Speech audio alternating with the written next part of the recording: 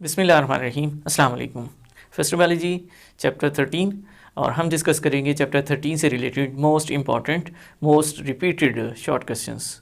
Mostly ऐसा होता है कि स्कीम के मुताबिक, क्योंकि ये चैप्टर शॉर्ट क्वेश्चंस के लिए, लॉन्ग क्वेश्चन इसमें से आना नहीं होता, तो बच्चे क्या करते हैं, वो इसे एज ए शॉर्ट क्वेश्चन ही रेडी करते हैं। और जिन शॉर्ट क्वेश्चंस को मैं इस वीडियो में एक्सप्लेन करूँगा, बताऊँगा, इंशाल्लाह ये वो शॉर्ट क्वेश्चंस हैं जो पंजाब के सभी बोर्ड्स में अहमियत के हामिल होंगे। इंशाल्लाह इन्हीं शॉर्ट क्वेश्चंस में से कोई ना कोई शॉर्ट क्वेश्चन पेपर में लाजमी आ जाएगा। और स्कीम के मुताबिक 3 से 4 शॉर्ट क्वेश्चन इस चैप्टर में से आएंगे पेपर के अंदर। तो होप कि आप लोग इस वीडियो को तवज्जो से देखेंगे, इन शॉर्ट क्वेश्चंस को ना सिर्फ नोट करेंगे बल्कि इनको तैयार भी करेंगे और अपने मार्क्स जो हैं उनको बेहतर से बेहतर कर सकेंगे। तो स्टार्ट करते हैं वक्त ज़ाया किए बिना। पहला शॉर्ट क्वेश्चन, इस चैप्टर का नाम है गैसियस एक्सचेंज।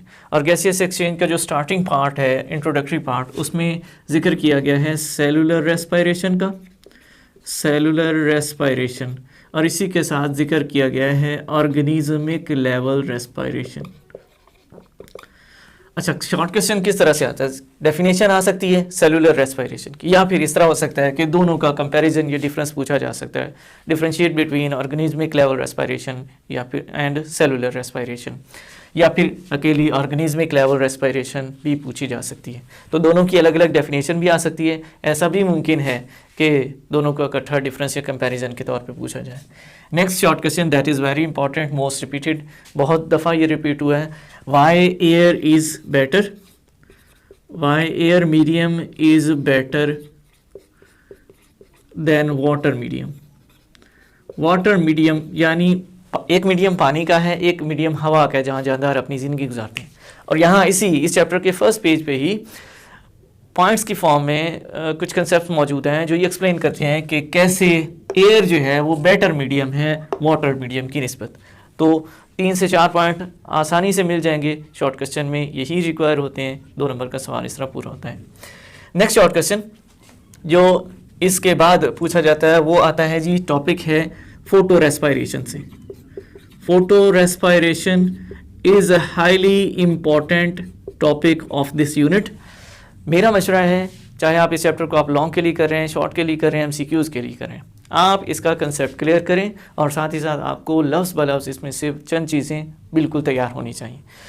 कोई कंप्रोमाइज़ नहीं होना चाहिए इसमें। इसकी डेफिनेशन लाजमी आपको पता होनी चाहिए, डेफिनेशन पूछी जाती है। स्टेप्स ऑफ फोटो रेस्पिरेशन वो पूछे जाते हैं। स्टेप्स के साथ नेक्स्ट जो चीज़ है वो क्या है, इसमें एक प्रोटीन का जिक्र किया गया है, रूबिस्को। रूबिस्को का पता होना चाहिए, what is rubisco, what you know about rubisco. और फिर लास्ट वन के रेस्पिरेशन को डिफ्रेंशिएट करने के लिए पूछा जाता है। फोटो रेस्पिरेशन को रेस्पिरेशन के साथ डिफरेंस के लिए पूछा जाता है, यानी differentiate between photo respiration and respiration, comparison, compare photo respiration with respiration. तो डेफिनेशन, इसके स्टेप्स, समटाइम ऐसा होता है कि वो सिर्फ और सिर्फ स्टेप्स पूछ लेते हैं, 3 से 4 स्टेप हैं वो बताने होते हैं। और फिर साथ ही साथ क्या है, समटाइम इसकी डेफिनेशन पूछी जा रही है, समटाइम इसकी क्या है, इसका कंपैरिजन पूछा जा रहा होता है। तो बहुत ज़्यादा इंपॉर्टेंट टॉपिक है फोटो रेस्पिरेशन के नाम से इस चैप्टर के अंदर। नेक्स्ट हमारा टॉपिक है वो क्या है, properties of respiratory surface. Respiratory surface यानी ऐसी सर्फेसिस जिन पर रेस्पिरेशन हो रही होती है, उनकी प्रॉपर्टीज़ क्या है। अच्छा, क्वेश्चन ज़्यादातर क्या है, किस फॉर्म में आता है, ज़्यादातर ये शॉर्ट क्वेश्चन इस फॉर्म में आता है कि जी enlist the properties of photo respiratory surfaces, यानी सिर्फ और सिर्फ हमने नाम बताने हैं, पॉइंट्स की फॉर्म में नेम दिए जाएंगे कि कौन कौन सी प्रॉपर्टीज़ हो सकती हैं, जैसे कि वेंटिलेशन, या फिर उसका सरफेस एरिया, या फिर उसकी जो थिकनेस वगैरह है, उसमें ब्लड वेसल्स की प्रेजेंस, सेप्सिस वगैरह, इन चीज़ों के जस्ट नेम दिए जाते हैं और एनलिस्ट की फॉर्म में ये क्वेश्चन आता है। 4 से 5 प्रॉपर्टीज़ के नेम मेंशन है हमारे सिलेबस के अंदर।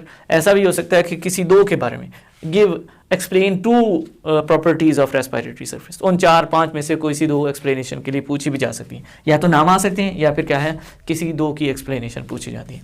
फिर इसके बाद definition of pleura and diaphragm. Diaphragm और प्लूरा की डेफिनेशन पूछी जाती है, डिफाइन प्लूरा एंड डायफ्रेम। फिर इसी के साथ साथ definition of vocal cord, vocal cord क्या है इसको डिफाइन करें, इसकी डेफिनेशन पूछी जा सकती है। फिर what you know about larynx, define larynx, ऐसा क्वेश्चन आ सकता है। या फिर इस तरह भी क्वेश्चन आ सकता है, what you know about voice box, voice box के बारे में आप क्या जानते हैं ये डिफाइन करें या इसके बारे में बताएं। फिर इसके बाद है स्पाइरेकल्स, ये स्पेसिफिक स्ट्रक्चर्स हैं, कॉकरोच के अंदर, इंसेक्ट्स के अंदर पाए जाते हैं, इनकी डेफिनेशन पूछी जाती है। Parabronchi, parabronchi are specific structure present in aves, birds में पाए जाते हैं। और what you know about parabronchi, define parabronchi, इस तरह का क्वेश्चन आ सकते हैं। फिर इसके अलावा नेक्स्ट अगर हम बात करें चैप्टर नंबर 13 से आने वाले क्वेश्चंस की, तो एक डिजीज़ है respiratory distress syndrome, respiratory distress syndrome, इसके बारे में पूछा जाता है। बहुत ही इंपॉर्टेंट शॉर्ट क्वेश्चन बनता है, बहुत दफ़ा ये रिपीट हो चुका है। फिर इसके अलावा अगर हम नेक्स्ट की बात करें तो हमारे पास आ जाता है lungs capacity, right A note on lungs capacity, lungs की कैपेसिटी क्या है उसके ऊपर नोट दें। फिर इसके अलावा differentiate between haemoglobin and myoglobin, myoglobin और हीमोग्लोबिन के दरमियान फ़र्क किया जाता है। मायोग्लोबिन के बारे में बाज़-औक़ात इस तरह भी शॉर्ट क्वेश्चन रिपीट हुआ है कई बार कि give the two properties of myoglobin, give to characteristics of myoglobin, और इस तरह भी क्वेश्चन आया है कि हीमोग्लोबिन और मायोग्लोबिन को कंपेयर करें। एक शॉर्ट क्वेश्चन आता है scuba diverse, what you know about scuba diverse, scuba diverse क्या है इनके बारे में बताएं, स्क्यूबा डाइवर्स। इसके अलावा स्क्यूबा डाइवर्स के साथ साथ next composition of air, composition of air, और ये वो एयर होगी जो इनहेल्ड और एक्सहेल्ड एयर है। इनहेल्ड और एक्सहेल्ड एयर की कंपोजिशन ये तकरीबन इस चैप्टर के सेकंड लास्ट पेज पर एक टेबल की फॉर्म में मौजूद है कि जो एयर इनहेल की जा रही होती है उसकी कंपोजिशन क्या है, उसमें CO2 कितनी होती है, उसमें O2 कितनी होती है, उसमें वेपर्स कितने होते हैं, और जो एक्सहेल निकाली जा रही होती है उसके अंदर जो है वो CO2 O2 वगैरह की कंपोजिशन क्या है। जस्ट एक छोटा सा टेबल है, वो आपको तैयार करना है और बहुत ही इंपॉर्टेंट शॉर्ट क्वेश्चन आपको तैयार हो जाएगा। फिर इसके अलावा what you know about emphysema, emphysema is another important short question, और ये एक डिजीज़ है जिसका ताल्लुक रेस्पिरेटरी सिस्टम के साथ है। फिर next short question, how CO2 affect, CO2 किस तरह अफेक्ट करती है किस चीज़ को, हीमोग्लोबिन कैपेसिटी को, हीमोग्लोबिन की कैपेसिटी को CO2 किस तरह अफेक्ट करती है, ये शॉर्ट क्वेश्चन आता है, ये शॉर्ट क्वेश्चन आता है।